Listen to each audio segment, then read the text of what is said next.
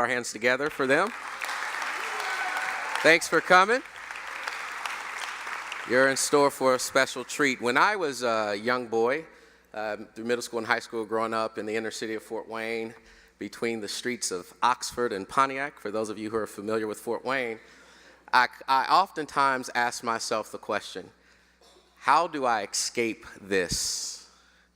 And the powers that be that predominantly controlled what I watched on television offered a couple of suggestions of the kind of life that I would need to embrace in order to escape some of the things that were present in the hood. But I remember in 8th grade watching Wayne Channel 15 and seeing our chapel speaker on the news. It was as if God provided another example of leadership that could help a young man and inspire a young man like me on a better way to escape what statistics say I can't. And so today I'm honored to have Terra Brantley be our presenter for chapel this morning. There's a brief video that I'd like to have played now that'll introduce her even more effectively than I just did. Terra Brantley.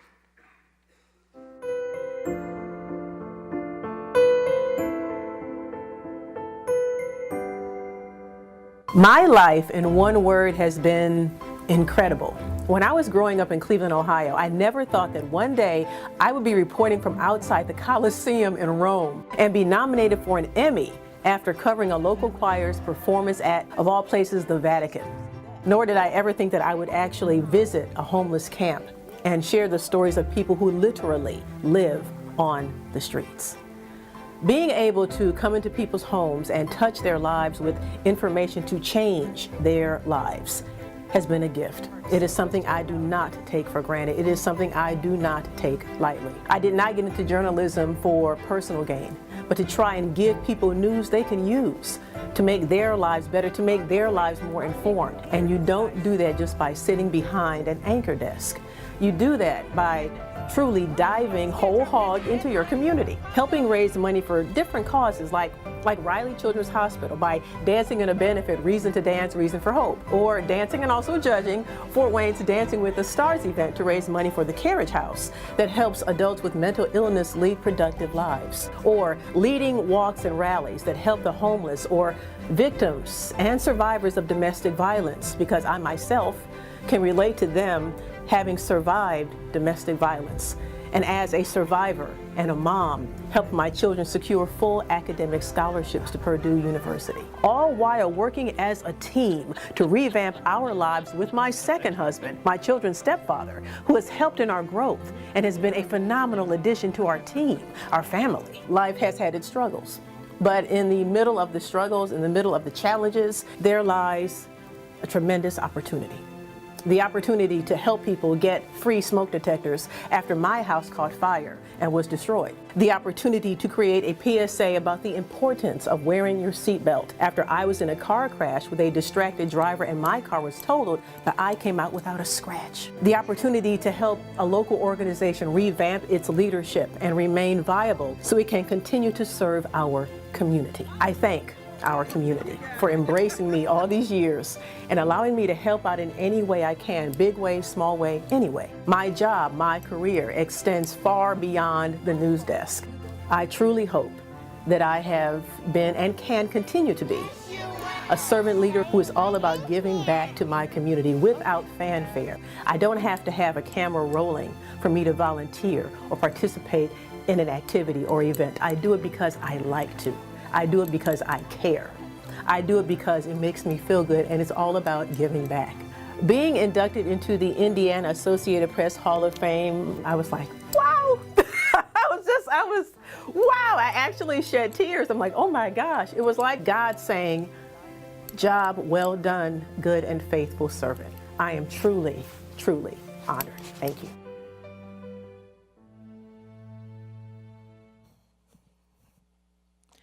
So how do you get to have a Hall of Fame life? To me, the only reason that this is happening to me is because God has carried me and continues to carry me through the storms of life to provide testimony to the incredible things that He can do. It has been a rich life. It has been a tumultuous life. It has been a life that in the grand scheme of life, I am truly grateful to have. And I thank you for allowing me to come back here for another year to share my story. I want to say good morning to you, Huntington University. How are you feeling this morning? Good. Woo!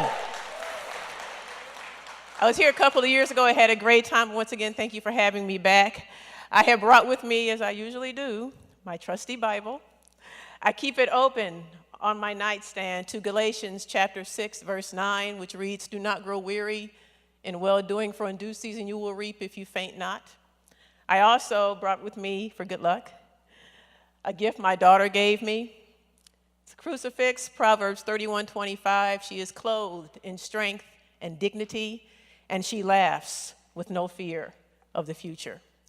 I like both of those verses because to me they kind of represent my life.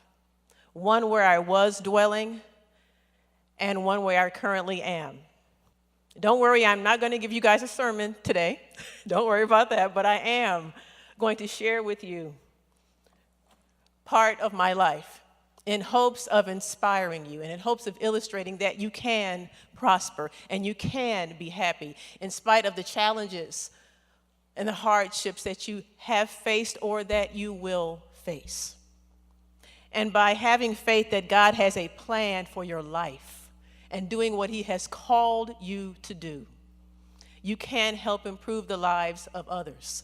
God provides a tremendous reward when you treat others with kindness and respect, when you treat others as you would have them treat you, expecting nothing. And that's the key, expect nothing in return. Okay, time for a little bit of interaction. How many among you either participate or participated in some type of extracurricular activity in school, such as sports or choir or band or debate club or chess club or something along those lines? By a show of hands, how many? Lots. Nice. All righty. When I was in school, I did too. First of all, I did it because it was fun. I had a good time doing it. It was a great outlet. I also did it because it kept me busy. It kept me away from home. When I was growing up, my teenage years at home, if a person were to describe them in one word, that one word would be overall for the teenage years, horrible. Because I grew up in a home full of domestic violence. Don't get me wrong, we lived in a house in the suburbs. Mom was a stay-at-home mom. Dad was a strong financial provider. The kids were doing well in school. Luckily, my parents pushed school, thank God for that. And so from all outward indications, house in the suburbs, stay-at-home mom, financial providing dad, we had a good life from all outward indications. On the inside, it was anything but. When I say domestic violence, I mean punch you, kick you, drag you down the stairs, strangle you, domestic violence. So to cope, I stayed very active in school, and I also wrote poetry. And if you will indulge me now, I would like to recite for you a poem that I wrote many, many, many years ago when I was in junior high school, what we now call middle school. The poem is simply entitled, I. Still a child set apart from all others am I, scared of my own reflection, belittled with everything I do. Just a child, this is I. Ashamed to be with others and afraid because time won't stand still, alone and ever in need. This is I, the child. Frightened of what I know is real, but too determined to give up and let go. A person screaming out from a soundproof cage. This is I, the child. This is the child that none know, that none must ever, ever know. This is the person who will not cry. I am that child too afraid of life. This is I. I was the child who wrote that poem when I was 14 years old. I was the girl who would crouch in the corner of my bedroom praying to God to deliver me from my own personal hell, which was my home. I was the girl who was repeatedly molested by my biological father while trying to fight him off while he beat up me and my mother. I was the girl who ran down the street in my underwear, not caring who saw me. just trying to get away from the horror that was my home. I was a girl who watched as police came to my home over and over and over again over the years, getting to know my parents by their first names, with my mother never, ever filing charges. I was the girl who knew that to get out of this bad situation, I had to get a good education, and managed to do so, and gave the class commencement speech at Bedford High School, a suburb of Cleveland, in 1982, and went on to secure a partial dance scholarship, yes, dance, to Ohio University in Athens, Ohio. Not Ohio State, that's Columbus, Ohio University in Athens, Ohio. I was now the college student feeling like, liberated. I thought to myself, no more days and nights of tears, fears, bumps, and bruises. I am finally on my way. At the end of my freshman year, I changed my major to communication, got more scholarships, but ended up having to sit out part of my sophomore year. Here's what happened. My parents ended up separating. I went home for Thanksgiving break and learned this and found this out. When you go, at that time anyhow, when you go home for winter break at OU, you had a long winter break. You went home for Thanksgiving and you stayed home until like the second week in January. So throughout the course of this time, I resumed working at a place called York Steakhouse, where I was a hostess. I had been working there over the summer a couple of years, and they let me come back during my winter break with the understanding that I would be heading back to school in January. Come mid-December or so, my mother informs me that even though my father, who was no longer living at the house at this time, he was staying with his mom, even though he had given her money to pay the mortgage for November and December, she did not. She had used the money to buy gifts, clothes, whatever she wanted, and she had received a foreclosure notice. She never flat out asked me for the money, but I knew that by telling me our situation, she was in her own indirect way asking me to give up the money that I had in the bank. So of course I had a very important decision to make.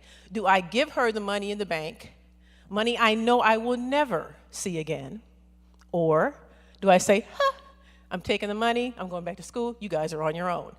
Of course, as you can imagine, there was no real decision to make. So I gave her the money out of my account, money, like I said, I knew I would never see again. And it kept me from going back to school. Now, throughout the course of all of this, when I was working at York Steakhouse, there had been a man who would come into the section of the restaurant during lunchtime, my section. His name was Dave. I never learned his last name. He would always come in a couple of times during the week for lunch, always left me a couple of dollars for a tip. Throughout the course of his coming in, we got into a conversation about my life. And he knew that I was only there, or supposed to be there, for a short time, because he knew I was going to be heading back to Ohio University in January. So, January comes, I'm still there. He says, why are you still here? And I explained the situation. I was like, well, my parents have separated. I had to give my mom some money. Here I am. I can't go back to school right now. He said, what are you going to do? I'm like, I don't know. Me and God will find a way. God will find a way. So January wears on. Now, keep in mind that because of our family situation, my father had the family's only car. So we had to take the bus to get where we had to go. Well, should I say I had to take the bus to get wherever I had to go. The subdivision that we lived in at that time was still under development. The nearest bus line was a 20-minute walk away. We lived in Bedford Heights, is on the edge of Cuyahoga County, which encompasses the metropolitan area of Cleveland. It's a snow belt area. To get to work and back, I had to get out of the addition, walk down a hilly road called Forbes Road that had two lights, one at the beginning, one at the end, in the cold, in the dark, go over the highway, get to the gas station where the bus stop was right there. That was my routine Monday through Friday, just to make sure I could get to work. 20 minutes just to walk down this hilly road in the dark, in the cold. But I did it, because one does what one must do. So, like I said, January wore on, February wore on. Dave kept coming into the restaurant, having conversations with me, talking about my life, what I wanted to do. About 2.5, 3 weeks before the money was due for spring quarter, Dave comes into the restaurant like he always does. Upon leaving, he says, Terra, go get your tip. I'm so busy being the little hostess, I'm like, okay, Dave, I will, see you later, bye. He says, Terra, go get your tip. I'm like, okay, I will, see you later, bye. then quite sternly looking at me, and his voice elevated, "Terra." And I went, "Ooh, go get your tip." And so I thought to myself, I better go get my tip. So I walk over to the table, and in between the salt and pepper shakers is a legal-sized white envelope. I look up, Dave is gone. I peek inside the envelope, and there's money inside this envelope. I grab the envelope, I go into the bathroom, go into the stall, open the envelope, and begin to count this money. There are 15 crisp $100 bills in this envelope. I start to cry, thinking to myself, oh, what does he want? I mean, I was freaking out, truly freaking out. I'm like, does he want something from me? Is this drug money? I didn't know what to think. Seriously, I didn't know what to think. I'm like, he wants something from me. Is he stalking me? I didn't know what was going on. So I'm trying to regain my composure, like wiping my face, because I'm still on the clock, because I don't get off till 5 o'clock, and it's about 1 o'clock or so now. So I'm like, okay, what do I do? The uniform I had, I'd already taken off my little apron, so I didn't have any pockets. So I'm like, where do I put this money? What do I do? Where do I put all this money? So I'm like, okay. So I take the envelope, fold it over, smooth it out, and put it there, right. I'm like, nobody can see it there, so I zipped it back up. I'm like, I'm good, okay, I'm good, fine. Went back out into the dining room, looked around, thinking I might see Dave. He wasn't there. The crowd was thinning out for lunch, so like I said, I didn't get off till 5 o'clock, so I still had hours on the clock. I get off work. The bus stop is right outside of York Steakhouse, the restaurant where I worked.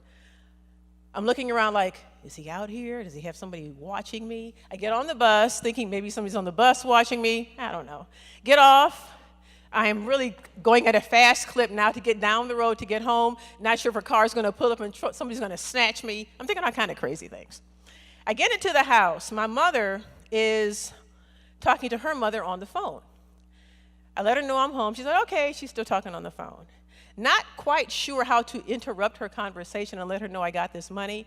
I simply, as she is talking on the phone, walked into the kitchen and flung it on the table. And she went, where'd you get that money? I said, a man gave it to me. She said, a man gave it to you? What did you do for him? I'm like, I didn't do anything for him. I said, she's like, you must have done something for him. I'm like, I didn't do anything for him. So we're going back and forth like, what is going on? I don't know, Mom. I got this money. Long story short, I put the money in my underwear drawer at home. I figured that was safekeeping. And I did. And then the following day, I went to work thoroughly expecting to see Dave.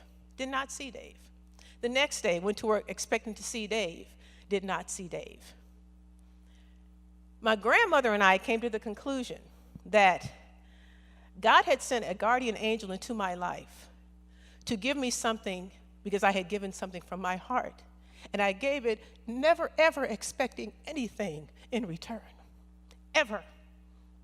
But he brought somebody into my life to show me that he was there watching me.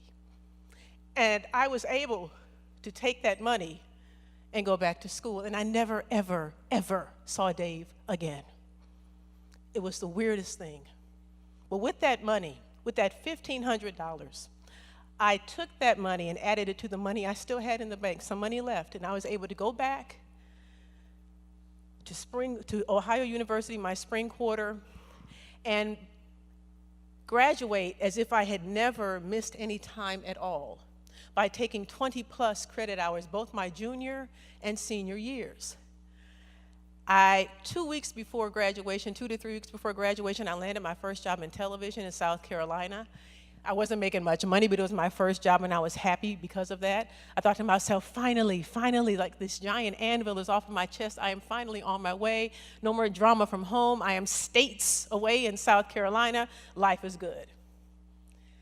2.5 years after getting my first job in South Carolina, I got married and unknowingly got back into a domestic violence situation. I was now the wife of a church-going, drug-abusing husband who would slap me, choke me, and grab me by my neck with my feet dangling above the floor. I was now the wife, the woman who was pulled out of my car as my husband broke the windshield and glass splattered all over me. I was now the woman who was dragged up my driveway, my heels of my feet rather, going into the concrete as my husband is dragging me up the driveway. His hand slapped across my mouth. And he flings me into the garage, uses his other hand to close the garage door, and throws me onto this old, beat-up, dirty couch that we had in the garage. I was the woman whose children watched in horror at mommy and daddy fighting. I was the woman who was ashamed to tell anyone my deep, dark, dirty little secret. So afraid of what people would think if the TV lady couldn't hold it all together. I was a woman whose children consequently began acting out the horrible things they saw at home in school, by being very disruptive in school, by crawling up underneath desks, by slapping teachers. Think about it, if as an adult you're having a hard time processing what is going on in your home, imagine how a child is trying to process all of this. They lash out in the only way they knew how, in the only way they had seen. I was the woman who was ashamed. I was the woman who was angry. I was the woman who was beat up, who was punched, who was kicked, who was strangled, who was paranoid. I was the woman who was desperate. I was the woman who almost lost herself, her children, her career, and her life to domestic violence. But I became the woman whose eyes finally opened through the eyes of one of my children, one of my gifts from God. As I was crying after being flung onto this dirty, beat-up couch in the garage after being thrown over there and dragged up the driveway, my son opened the family room door that leads into the garage. And as I am crying, I see him standing there. And in his eyes, I see fear. Fear. And as I am watching him watch me, I am reminded of a time when I was a youngster watching my parents fight. I was reminded of a time and a promise that I had made to myself watching them. A promise that if I ever got married and had children and was in a domestic violence situation, I would get my children out. Because by staying in this situation, I was condoning the behavior. By staying in this situation, I was saying that this is normal, this is acceptable. I was allowing the cycle of domestic violence to repeat itself. But I stand before you now as a woman who learned to plot, plan, and break free from the cycle of domestic violence and sexual assault. I stand before you now as a woman who was driven to revamp my life because of my children. I did not want them to grow up the same way I did. I did not want them to think that violence and domestic violence was acceptable and normal behavior. I wanted something so much better for them. They were my inspiration, my motivation to change my life so that their lives, so that our lives would be better. So in the year 2000, I divorced my husband. And 1 month later, he went to jail. He went to the Plainfield Correctional Facility here in Indiana for 2 years for drug trafficking. And with my 6-year-old daughter in one hand and my 8-year-old son in the other, we began working as a team to revamp our lives. And no matter how tight money got, and believe me, it got tight because I had to pay someone to come into my home and watch my children. I was going to work at 3 in the morning. How do you find childcare at 3 in the morning? That's another story within itself. Talk about another miracle from God. We don't have time for that story though. But I was able to actually get someone to come into my home and watch the children. But my children and I began working as a team to get our lives back on track. And like I said, no matter how tight money got, I always made a point to volunteer with different organizations because I wanted my children to understand the importance of giving back, the importance of helping others. And when you help others, you forget about your own struggles, you forget about your own pain. And you realize that we all have a cross to bear. We all have our own issues and problems. And by joining together, we can gain strength from each other. And in a short amount of time, my children who had been disruptive students and who had been getting very bad grades did a 360. And they became principal's honor roll students from 6th grade through high school. So I stand before you now as the woman who is honored to be the mother of these two incredible people. They are now grown, doing their own thing, and it's great. But I am so honored to have been their mom and to be their mom. They both went on to secure Chick Evans Caddy scholarships, and they both went on to receive full 4-year, $70,000 academic scholarships to Purdue University in West Lafayette. I stand before you now as a 55-year-old woman who is happily married to my second husband, my children's stepfather, who loves and respects, and I'll say again, respects me and my children. I stand before you now as a woman who has, an incredible career, a wonderful family, an awesome life, and unwavering faith in God. I stand before you now as a woman who has learned not to hate. Because as the Bible says in Romans 12:21, do not be overcome by evil, but overcome evil with good. I stand before you now as a woman who has learned not to wallow in self-pity and who has learned the incredible healing power of forgiveness and the incredible healing power of tears, so much so that over the years, as I have opened my heart and shared my story, I have learned to forgive my father and forgive my ex-husband, and through God's awesome power, work to rebuild good relationships with them. And my current husband and my mother and my children and other family members are part of this rebuilding process. We even vacationed together with my ex-husband. For example, we're going to Myrtle Beach at the end of May, all of us together with my ex-husband. We've done it before, a number of times now. People will look at us and like, okay, you've got the husband and you've got the ex-husband here, and they're scratching their heads like, huh? But that is what God can do in your life when you learn to forgive. My ex-husband, with my husband watching, has grabbed my legs and said, Terra, I am so sorry, I'm so sorry, I'm so sorry. If I call myself a true Christian and a true child of God, how can I not forgive that? When a person is sorry from their heart, how can you not forgive that? Hold on. Hold on. Our journey has been incredible. Incredible. When I was going through everything that I was going through as a child and as an adult, I never lost faith that God had a plan for my life. I didn't know what it was, but I'd never lost faith that He had a plan for my life. I didn't realize, though, the plan in its entirety, and it really didn't become clear until I started sharing my story. I was speaking to a school one day, a mother and daughter event, and this was when I was still the morning anchor. And after the event and my presentation, a mom walked up to me with her daughter, and she said, I watch you all the time. You're always smiling and bubbly and energetic and always full of life, like you haven't a care in the world. She said, I had no idea that you have been through what you have been through. And then she begins to tell me her story of domestic violence, and she starts to cry. And I'm hugging her, and I start to cry with her daughter right there.